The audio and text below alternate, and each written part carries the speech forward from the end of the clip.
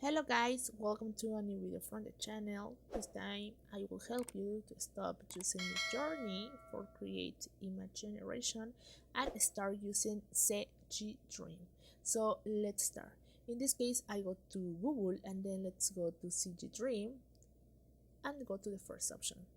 You say CG Dream AI image generation, that is artificial intelligence. So you can use it free. So let's click here.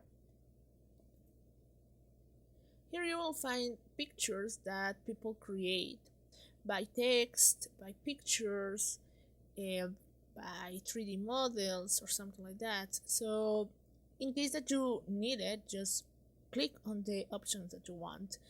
And for example, if you search, you have to be premium. So the best thing is doing by text, for example, or if you want by picture, you can do it. And you can see here appears different pictures that can help you to find what you want. Okay, so this is what you can do it without any problem. So it's completely free. If you want a picture, just click the picture and you can save the picture or download the picture without any problem. Here appears the option download, as you can see, and you can download the picture completely free. Well guys, I hope this video works for you. Thank you for watching this video. Remember to subscribe and give like to this video.